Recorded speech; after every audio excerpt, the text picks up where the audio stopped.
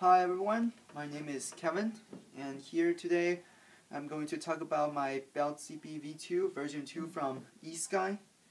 This is a 3D helicopter. It's in stock form. It's green.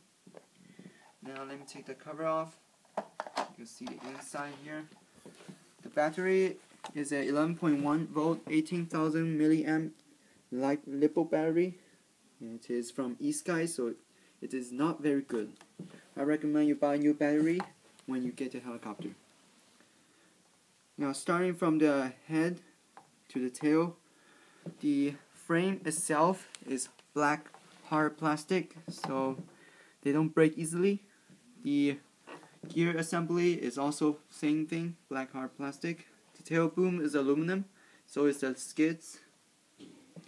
And the ESC here is a 25 amp ESC.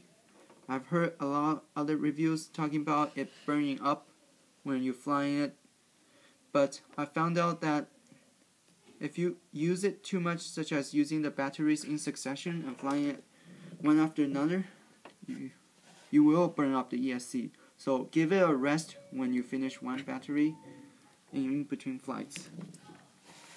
Now the motor is a 450 brushless motor. I have not had any sort of problem with it because the motor is pretty well protected within this casing here.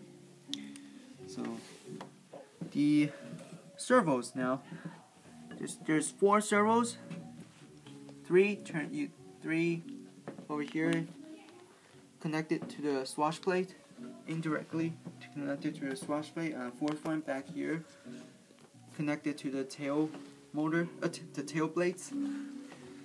It's a 120-degree setup on the swash plate here. It is very, very agile and sensitive to the thumb movements and stick movements. Now, let's talk about the blades here.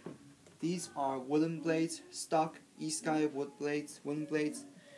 They are covered with a thin layer of plastic, and if you scrape the plastic or break it, the plastic will peel off mid-flight.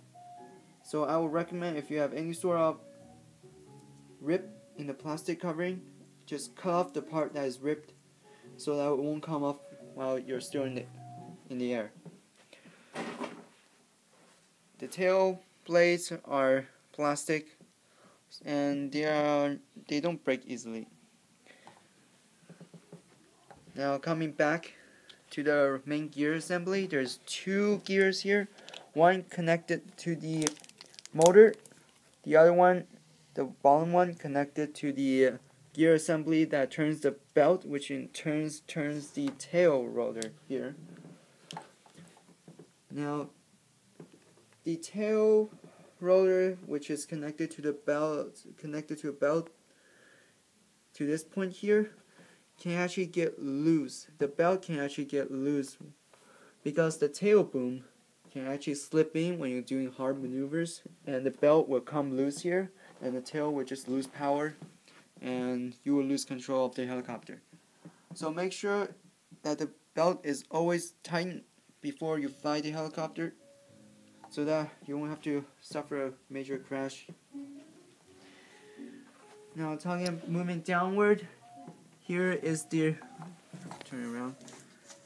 Here is the receiver and the controller. It's a 2.4 gigahertz receiver. It is an upgrade to the original eSky Belt CP-V2 receiver, which is a ppm, a megahertz one, which needs a long antenna. This 2.4 gigahertz one only needs a short antenna. It has a longer 250 meter range, and so far I have not had any problem of interference, even when other helicopters, 2.4 gigahertz helicopters, are flying near it. Now the gyro moving up is a stock eSky professional gyro. It does a really good job of keeping the tail locked, but it is not the best gyro. But I've seen people using these gyros, putting them on Elaine and more expensive helicopters. So They are good for basic 3D flights such as loops and inverted flight, but I would not recommend you to use it for any sort of other acrobatic maneuvers. Now, moving back to the tail here, the roller blades on the tail are tough. I've scraped it for over a second on a cement and it did not even scratch it, and nor did it break. Okay,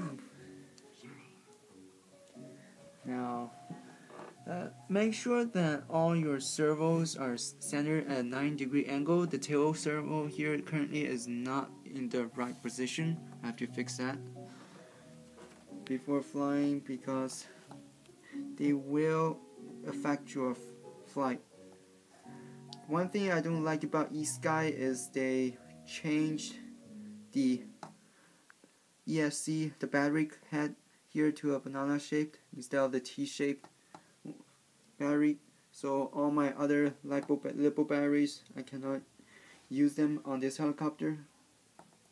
So either you can get a new ESC or just get new batteries. Overall, this helicopter is very agile. It has a very powerful motor and blades. RPM is high. Now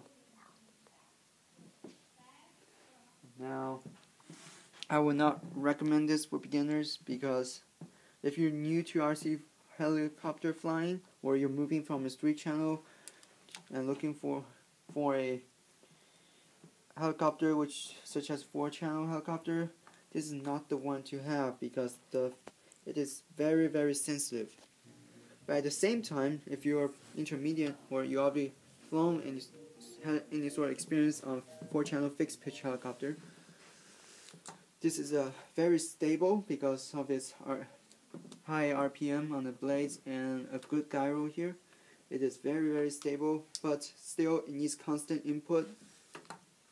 And this thing can fare better than other helicopters, smaller ones, in a high wind condition.